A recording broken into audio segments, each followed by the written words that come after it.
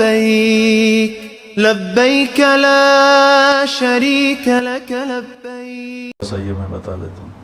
میرے نبی نے 9 رمضان دیکھے. جب آپ تشریف لے گئے تو ہجرت کے دوسرے سال جب جنگ بدر ہوا ہے، شعبان میں رمضان کے روزے فرض ہوئے. یا ایھا الذین آمنوا کتب علیکم الصیام کما کتب علی الذین من قبلکم لعلکم تتقون. دیکھو، جب آدمی کلمہ پڑھتا ہے تو خیر البریہ بنتا ہے. ان الذین کفروا من اہل الکتاب والمشرکین فی نار جہنم اولئک ہم شر البریہ. تو وہ انسان بھی نہیں رہتے. ان الذین آمنوا وعملوا الصالحات اولئک ہم خیر البریہ. کلمہ پڑھنے کے بعد آپ ایک اعلیٰ درجے کے انسان اللہ کی بارگاہ میں بنتے ہیں، کبیرہ گناہ کے باوجود باقیوں کی نسبت. جب آپ نماز پڑھتے ہیں تو ان الصلاۃ تنہی عن الفحشاء والمنکر، آپ انسانیت سے اوپر چڑھتے ہیں اور آپ گناہوں سے بچتے ہیں. اور زکوٰۃ لتزکیہم بہا، زکوٰۃ اندر کا، چونکہ جب آدمی مال لگاتا ہے نا تو نفس ٹوٹتا ہے، نفس کے ٹوٹنے سے تزکیہ ہوتا ہے. تطہرہم بہا وتزکیہم، مال پاک ہوتا ہے اور نفس بھی پاک ہوتا ہے. جب آدمی حج کرتا ہے تو فلا رفث ولا فسوق ولا جدال فی الحج، کہ جب حج کا احرام باندھ لیا ہے تو آپ پوری زندگی کے لیے فحش کلامی نہیں کرنی، لڑائی نہیں کرنی، جھگڑا نہیں کرنا. لا نفی جنس آیا، حالانکہ صرف احرام کے لیے ہے یہ آیت، لیکن اللہ نے اس من یتق اللہ یجعل لہ مخرج ویرزقہ من حیث لا یحتسب. اللہ تعالیٰ اس کے لیے ہر تنگی سے راستہ نکالے گا اور رزق وہاں سے دے گا جہاں سے وہم و گمان بھی نہیں. من یتق اللہ یجعل لہ من امرہ یسرا، جس کو اللہ تقوی دے دے گا اس کے مشکل کاموں کو آسان کر دے گا. من یتق اللہ یکفر عنہ سیئاتہ ویعظم لہ اجرا، جو تقوی اختیار کرے گا اللہ اس کے گناہوں کو دھو دے گا اور اس کے اجر کو بہت زیادہ کر دے گا. یہ روزے کی فضیلت ہے. الصوم لی وانا اجزی بہ، الصوم لی وانا اجزا بہ، دونوں طرح محدثین نے اس کو بیان کیا. میں اس کو لیتا ہوں انا اجزا بہ، کہ اللہ تعالیٰ کہے گا روزے کا بدلہ میں خود ہوں، روزے کا بدلہ اللہ خود ہے.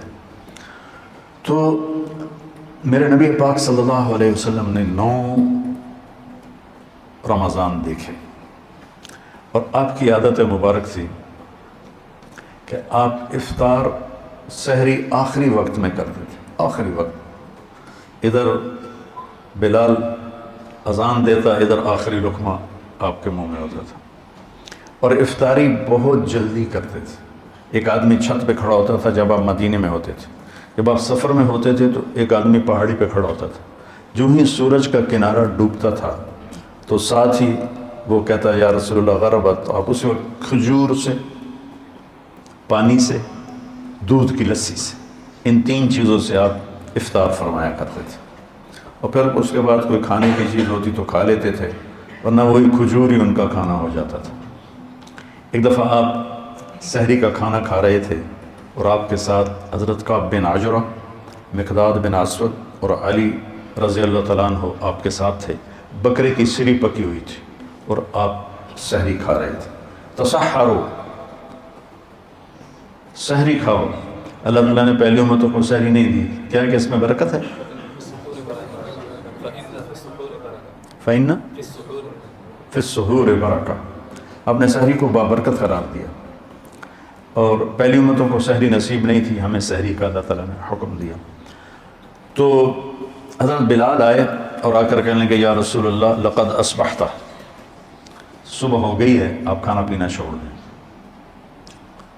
جب کبھی بجلی نہیں ہوتی تھی گاؤں میں 70 کی دہائی میں، تو میں جب گھر آتا تھا تو گھر کی چھت، ہمارے گھر کی چھت بڑی اور چاروں طرف اندھیرا ہوتا تھا. میں صبح و صادق کی لکیر کو نکلتے دیکھتا تھا. اس کے بعد اب بجلیاں ہی بجلیاں ہیں، روشنیاں روشنیاں نظر نہیں آتی.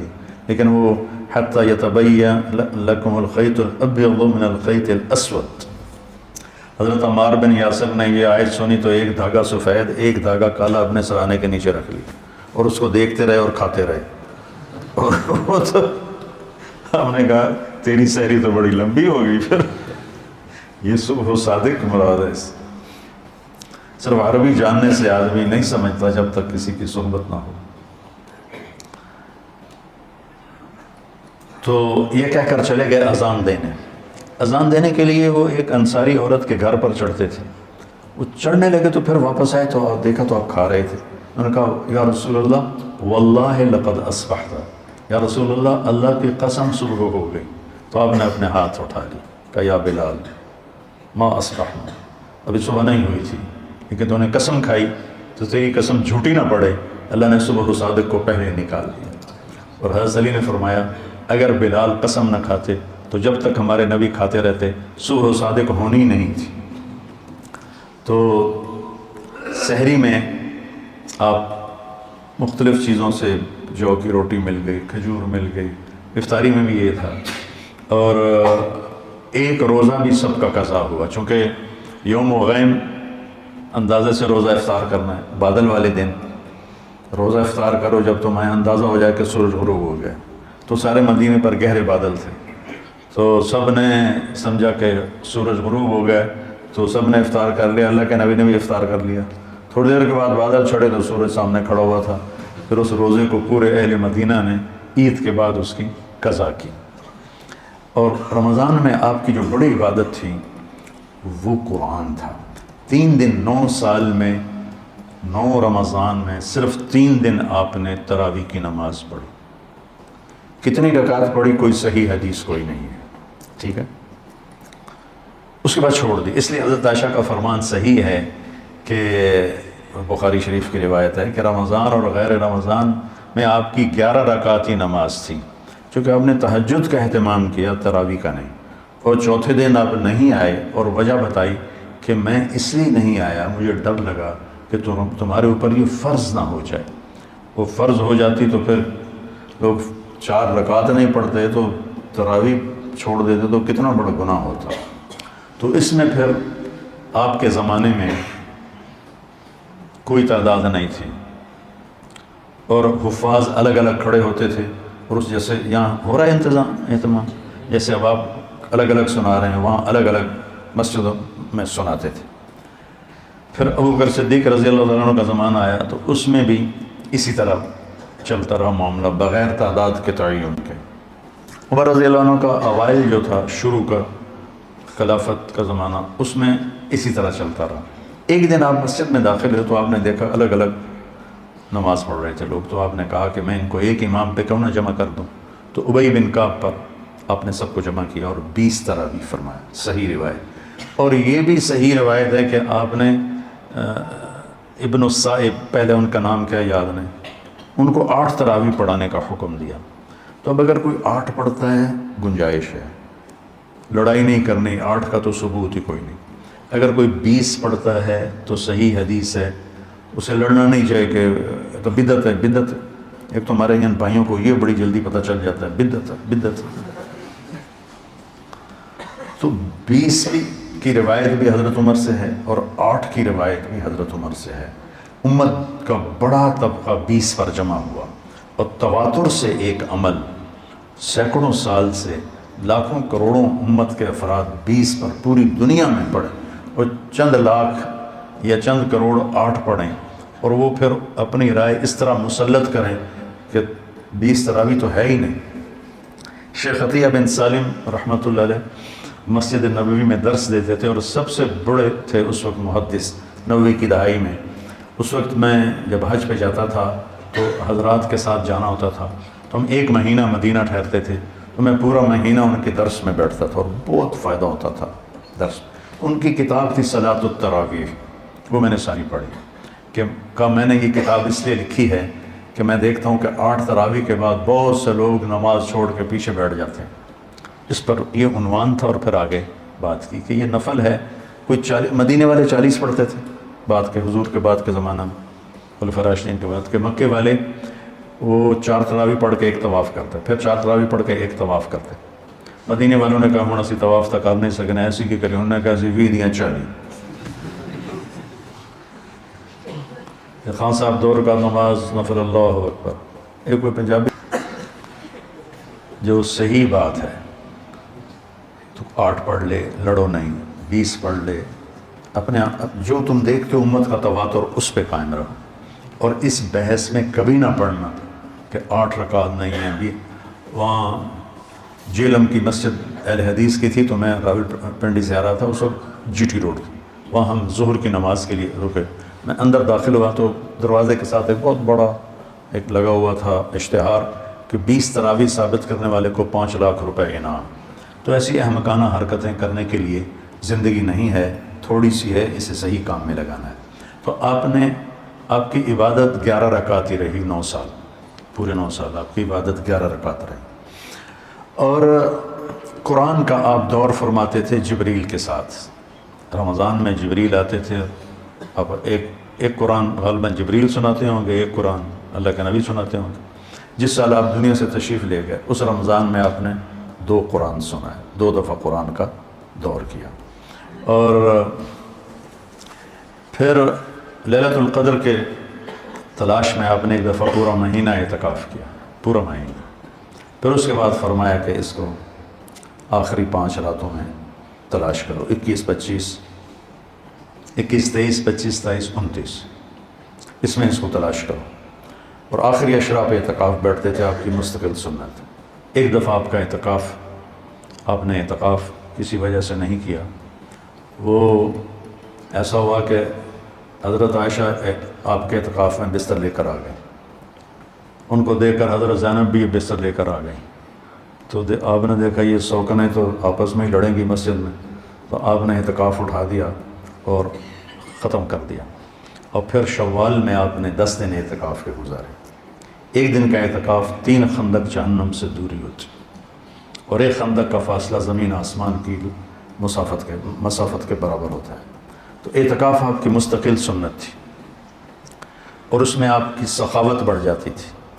رمضان کا مہینہ سخاوت کا بھی ہے، آپ اجود الناس تھے، ان اللہ الاجود الاجود وَأَنَا أَجْوَدُكُم مِّن بَعْدِهِ، اللہ سب سے بڑا سخی ہے، اس کے بعد سب سے بڑا سخی میں ہوں۔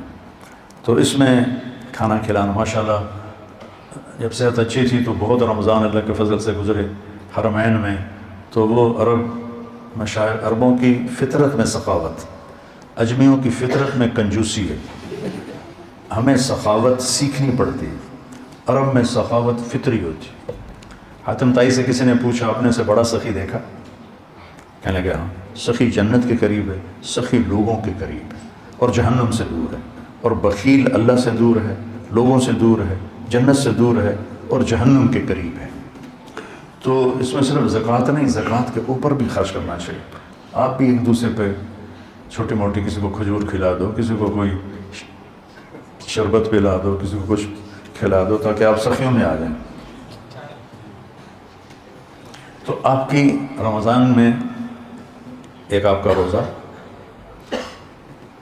ایک آپ کی تلاوت مستقل، اور ایک آپ اعتکاف بیٹھتے تھے مستقل۔ جس سال آپ نے اعتکاف اٹھایا اس سال آپ نے اس کی قضا کی۔ پھر آپ کے رمضان میں جنگ بدر بھی ہے، آپ بدر کے لیے نکلے، 12 رمضان کو نکلے اور 17 کو یہ معرکہ ہوا، اور آپ کامیابی کے ساتھ سرخرو ہو کر واپس لوٹے، اور اسی میں فتح مکہ ہوا۔ 8 رمضان کو آپ نکلے، 8 رمضان کو۔ تو عصفان پہنچ کر آپ نے سب کو دکھا کے پانی منگوایا اور اپنا روزہ توڑ دیا۔ پیچھے سے روزے رکھ رہے تھے، روزہ توڑ دیا۔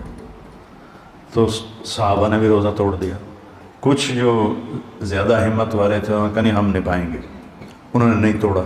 تو سفر اور شدت گرمی کی، تو وہ تو نڈھال ہو گئے، اور ان سے نہ خیمے گاڑے گئے، نہ اونٹوں کو چارہ ڈالا گیا، نہ گھوڑوں کی خدمت کی گئی، سارا کام کیا جنہوں نے روزہ افطار کر دیا تھا۔ تو آپ نے شام کی نماز میں فرمایا کہ آج روزہ توڑنے والے روزہ رکھنے والوں سے آگے نکل گئے، ذهب المفطرون بالاجور، ایسے کر کے روایت، آج افطار کرنے والوں کا اجر بڑھ گیا۔ تو فتح مکہ، غزوہ بدر، یہ رمضان میں آپ کے زندگی میں ہوا۔ اور اعتکاف میں آپ تشریف فرما ہوتے تھے تو آپ سر کھڑکی میں کر دیتے تھے، حضرت عائشہ آپ کے سر کی کنگھی کر دیتی تھی، سر اپنا باہر نکال دیتے تھے، اور حضرت عائشہ وہ کیا ہے استوانۃ السریر، چارپائی والا، کیا اس کو کہتے ہیں، ستون، وہاں آپ کے لیے چارپائی بچھائی جاتی تھی، آپ اس پر آرام فرماتے تھے، تو اس کا نام ہے استوانۃ السریر۔ تو ساتھ ہی حضرت عائشہ کا حجرہ تھا، تو آپ اپنا سر اندر کر دیتے، چونکہ آپ نے ہمیشہ بڑے بال رکھے۔ جب آپ نے حج کیا تو آپ کے بال اتنے بڑے تھے کہ 4 گتیں اس کی بنائی گئی، 4 گتیں، جیسے عورتوں کی 2 ادھر 2 ادھر، تاکہ بال بکھرے نہیں۔ لیکن عام طور پر آپ کے جو بال تھے یہ کان کی لو تک ہوتے تھے، ایسے کر۔ تو یہ میرے نبی کا رمضان ہے، اس کے ظاہری اعمال ہیں۔ اور ایک اندر کی بات ہے، وہ یہ ہے بیٹا کہ اپنے دل کو بغض سے صاف کرو، نفرت سے صاف کرو، حسد سے صاف کرو۔ یہ تمہارے دل کا روزہ ہے، تمہارے صدر سینے کا روزہ ہے۔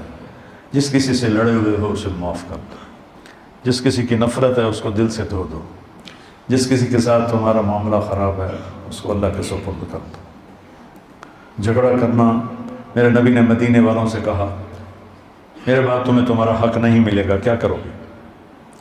تو کہیں ہم تلوار اٹھائیں گے، اپنا حق لیں گے۔ آپ نے کہا اس سے اچھی بات بتاؤں؟ کہا جی کیا؟ کہا حق چھوڑ دینا، قیامت کے دن حوض کوثر پر آ کے مل لینا، سارے حق پورے کرا دو۔ تو یہ وعدہ صرف مدینے والوں سے نہیں ہے، ہر اس امتی سے ہے جو لڑائی سے بچنے کے لیے حق چھوڑ دے، اپنا حق چھوڑ دے اور جھگڑے کو دبا دے، تو اللہ کے نبی اس کے وکیل بن کر اللہ سے سب کچھ دلوائیں گے۔ تو اس لیے میں نے آپ کے وہ استادوں سے